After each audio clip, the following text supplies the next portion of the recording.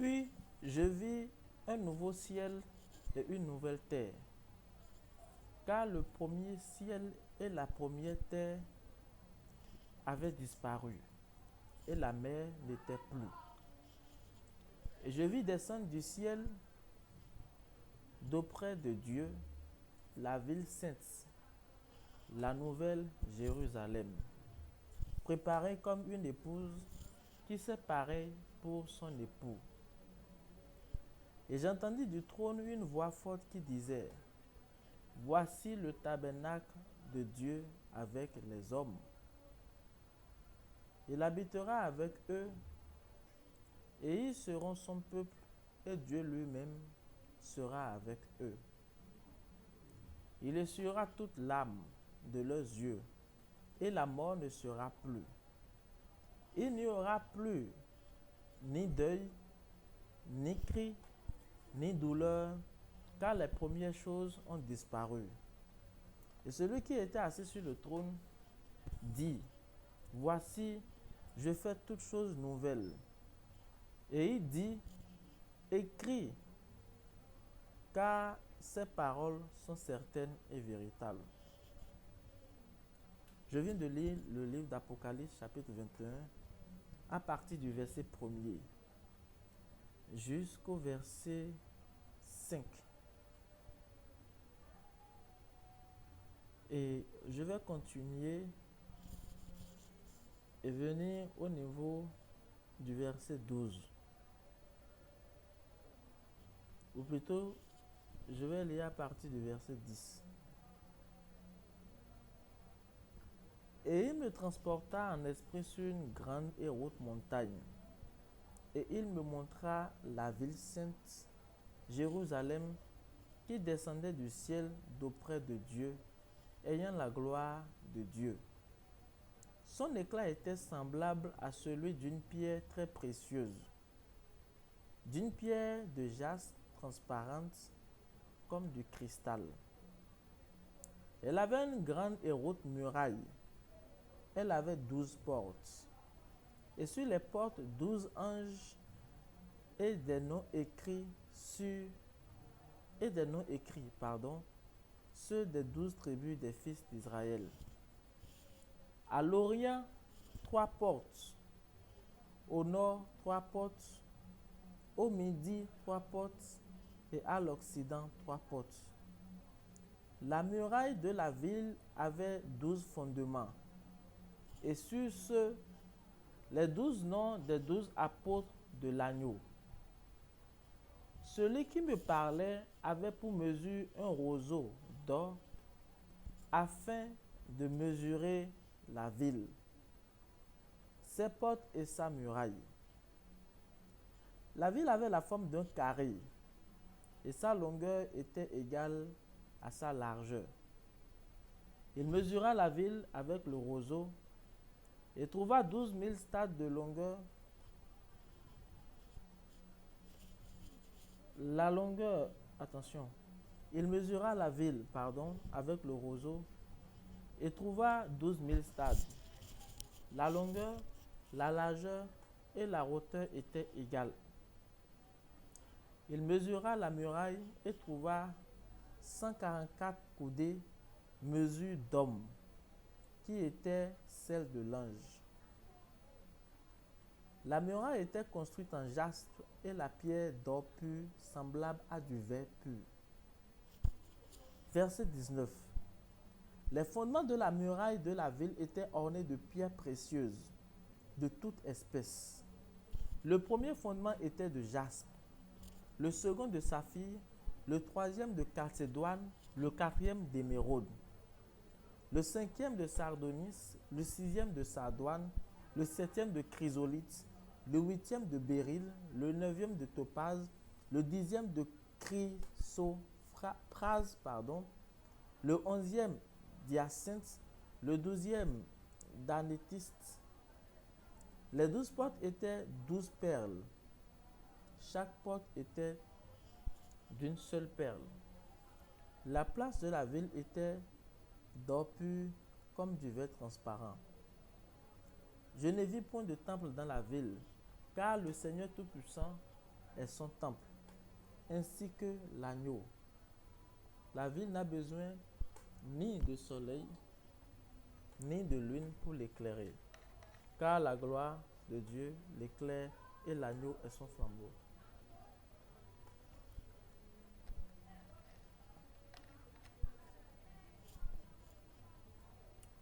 Les nations marcheront à sa lumière et les rois de la terre y apporteront leur gloire.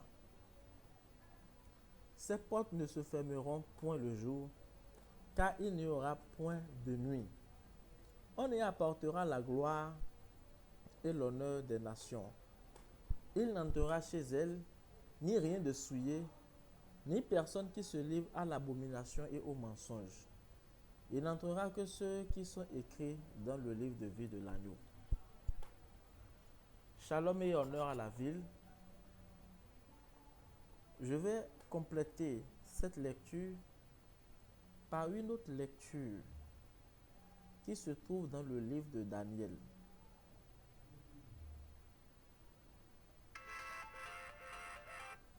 Daniel, c'est un bien-aimé, c'est un égal qui a été placé dans le temps pour un rôle précis. Et vers la fin du rôle qui lui a été donné, il lui a été permis de voir certaines choses, donc de contempler certaines choses et d'en parler. Et je veux lire un peu une partie de son récit où des choses lui ont été montrées. Il a vu ces choses-là. Mais bien qu'il ait vu ces choses-là, il déclare quelque part quelle sera l'issue de ces choses. Donc, en d'autres termes, il voyait des choses que l'ange lui montrait. Vous pouvez lire à partir de Daniel 9 pour voir un peu une partie de la déposition de Daniel.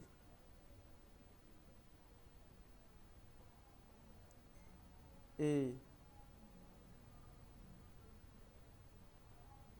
dans cette déposition, il dit ceci: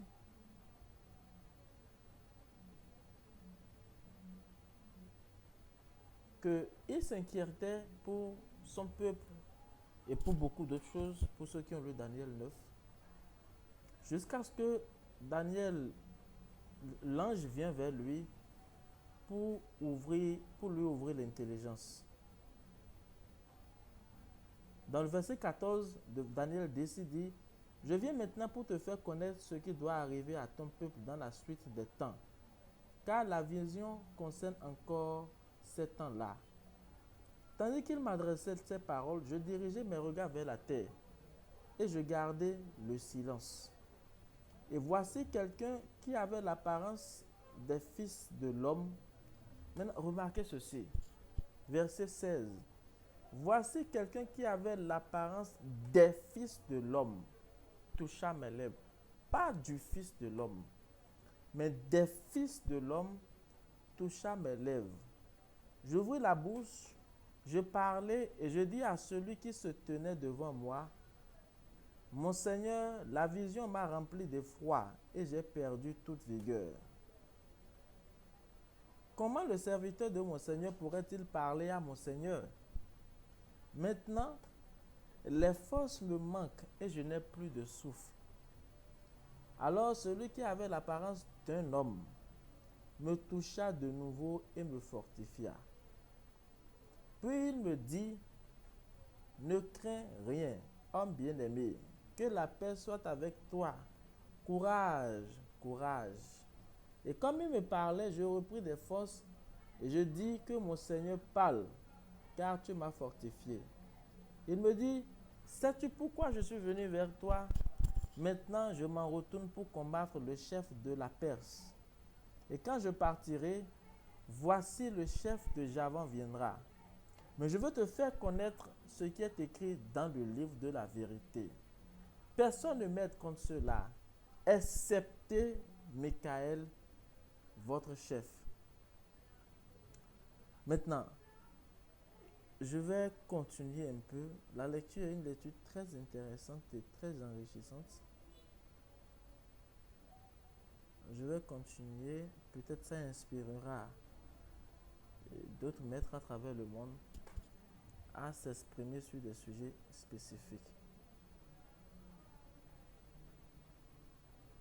Je vais continuer.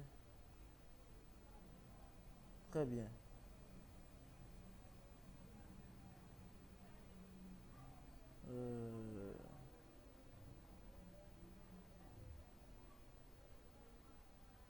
Alors la partie que je voulais lire, c'est la partie où l'ange disait à Daniel, très bien, c'est ici. Daniel 12. Plusieurs de... Je lis à partir du verset 1er, donc le dernier chapitre du livre de Daniel. En ce temps-là se lèvera Michaël, le grand chef, le défenseur des enfants de ton peuple, et ce sera une époque de détresse, telle qu'il n'y en a point eu de semblable depuis que les nations existent jusqu'à cette époque.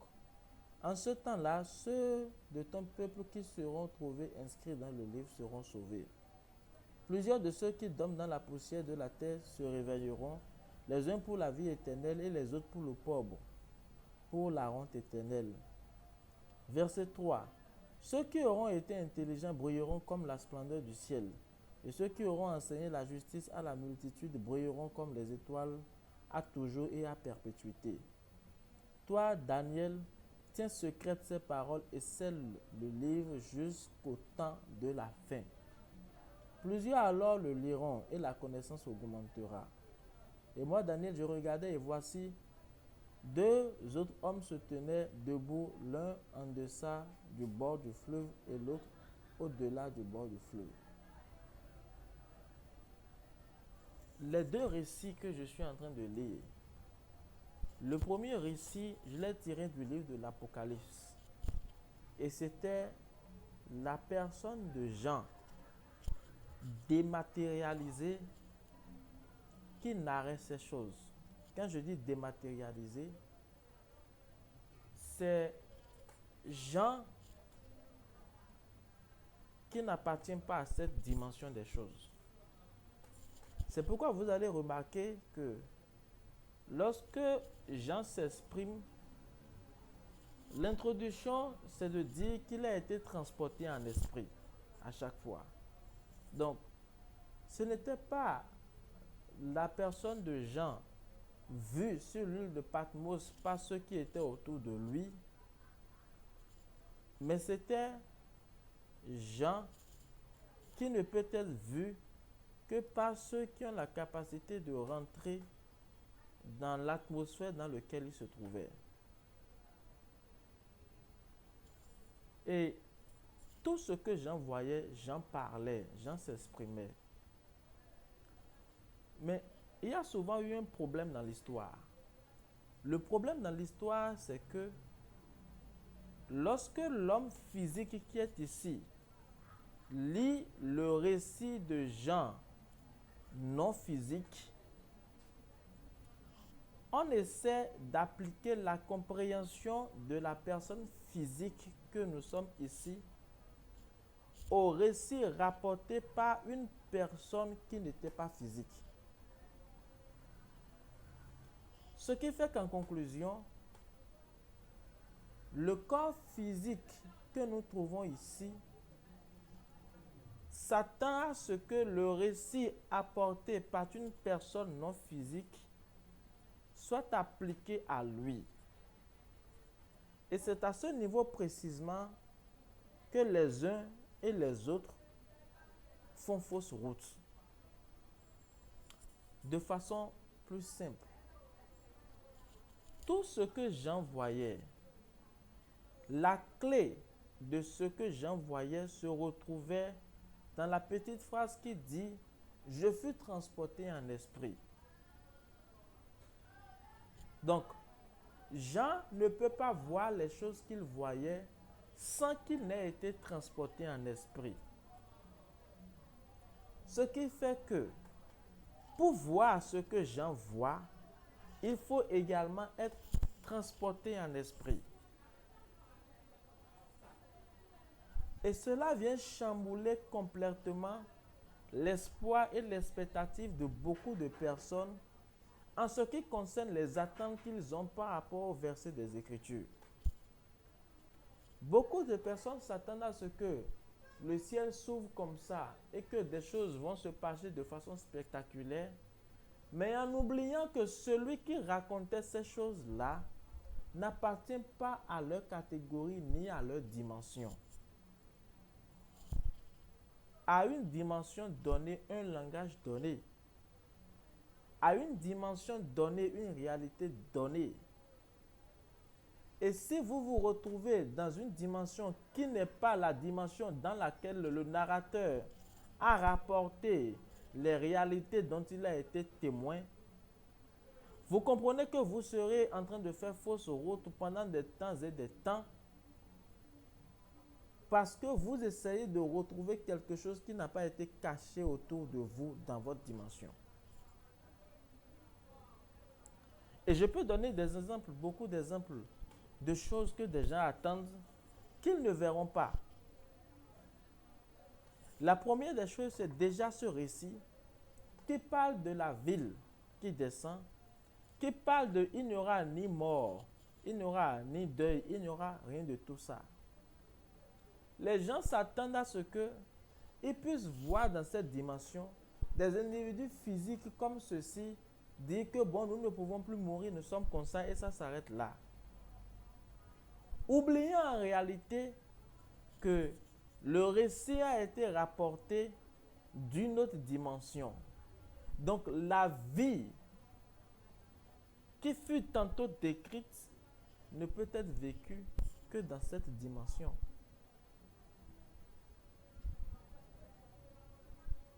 Daniel a vécu la même chose. Daniel, lorsque vous lisez le rapport du frère Daniel, notre égal, lorsqu'il s'exprime, vous comprenez que en fait Daniel s'exprime pas le Daniel physique qui est vu et qui était au milieu des gens, mais c'est un autre Daniel qui est en train de s'exprimer. Et le récit de cet autre Daniel concerne ceux qui sont de la catégorie de Daniel. Donc tout ce que vous avez vu Daniel décrire, restez dans l'imagination ou dans l'expectative que ces choses-là, vous pourrez les voir physiquement. Vous allez faire naufrage, ou plutôt vous avez fait naufrage. Donc vous ne verrez pas ça. Ça ne viendra pas. Ça ne viendra pas et je peux vous assurer que vous allez rester là pendant longtemps, mais vous ne verrez pas ces choses et vous allez mourir gratuitement, fièrement, en accomplissant l'écriture qui dit que vous allez mourir gratuitement et vous allez retourner à la poussière. Donc ça, c'est la première partie du but de cette vidéo. Juste pour dire que celui qui a narré parce qu'il a vu. Mais il a vu parce qu'il était dans un état donné. Et les mots qu'il a utilisés, ces mots sont propices à cet état des choses. Ce qui veut dire que les choses qu'il voyait, étant en esprit, sont des choses spirituelles. Et vouloir faire une application littérale parce que vous vivez dans la littérature ici, va faire de vous des gens qui sont fous, ayant oublié ce détail. La deuxième partie de mon intervention parlera de la ville. J'ai lu tantôt que cette ville avait pour base plusieurs pierres. Et on a cité plusieurs types de pierres qui, chacune de ces pierres avait une lumière donnée qui faisait la beauté de la ville. Et il est important de savoir une chose. Ce n'est pas un hasard que la ville soit forgée de plusieurs pierres. Ce n'est pas un hasard. Et aussi longtemps qu'on ne comprendra pas cela, on restera dans la logique que celui-ci a de la connaissance et que lorsque cette personne, à un moment donné, ne s'exprime pas, on risque de croire que bon, s'il ne s'exprime pas, c'est parce que il n'est peut-être pas de ces pierres. Et c'est dangereux. C'est très, très dangereux. La transition a toujours été une chose très difficile. Et beaucoup de ceux qui m'écoutent comprendront ce dont je parle. Et je ne veux pas cacher mes mots, puisque nous avons eu le privilège d'écouter des gens qui ont apporté une certaine lumière, une grande lumière. Et une plus grande lumière est en train d'être apportée sur certains sujets.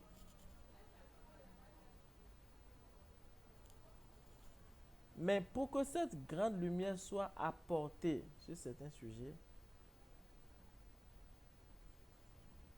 c'est probablement parce qu'il faut que cette grande lumière vienne de là. Si nous ne nous concentrons pas sur cette grande lumière, nous allons apporter ou faire des déclarations qui vont à la rigueur être des déclarations d'agression, sans nous rendre compte que nous sommes simplement en train de vivre un cycle. C'est un cycle que nous vivons. Et c'est ce cycle-là qui permet à ce que la lumière ou d'autres pierres sont en train de révéler leur éclat. Dans la révélation de votre éclat, apportez la lumière. Ne nourrissez pas cet être animal, c'est-à-dire ce serpent-là, qui reste dans la fougue de vouloir jeter du discrédit chez les gens. Vous savez, bien que l'un a été trouvé intègre dans sa voie jusqu'à ce que l'iniquité fût trouvée en lui, pourtant, lors de la discussion qu'il y a eu entre cet être-là, qui, je l'avoue aujourd'hui, a été dévoilé complètement. Et pour ce dévoilement, je remercie ceux qui se sont évertués à cause de cette lumière qui brille, à apporter cette vérité sur la semence du serpent. La semence du serpent a été un sujet très délicat. Et je doute très fort que même ceux qui sont autour de William Branham aient compris quelque chose en son temps. Je pense qu'ils ont juste reçu l'information et qu'ils sont rentrés relativement à la part qui leur avait été accordée. Mais le discernement de cette profondeur qui est apporté aujourd'hui est quelque chose de glorieux, je l'avoue. Je l'avoue parce que ça concorde de bout en bout et je trouve que c'est beau. La personne du serpent, telle que crue entre-temps, n'est pas en train d'être dénigrée, mais une plus grande lumière est en train d'être apportée sur sa personne authentique, sur sa personne vraie. Et cela, on arrive à le tracer de bout en bout de Genèse jusqu'à Apocalypse. C'est pourquoi nous avons vu que quand Jean-Baptiste disait que vous avez pour père le diable, il parlait à des hommes, il parlait à des êtres. Donc l'explication de la semence du serpent ou du serpent du jardin d'Éden telle apportée aujourd'hui, cette explication est merveilleuse. Je la trouve beau. Je la trouve sensée. Je la trouve logique. La connaissance que nous avions de ça avant est une connaissance encore voilée. C'est une connaissance qui n'a pas été apportée à la lumière de la connaissance d'aujourd'hui. La connaissance d'aujourd'hui a permis d'apporter plus de lumière dessus. Et la lumière qui a été apportée est une lumière salutaire et délicieuse. Mais est-ce à dire que notre compréhension d'avant était fausse? Ça veut dire que notre compréhension d'avant était voilée.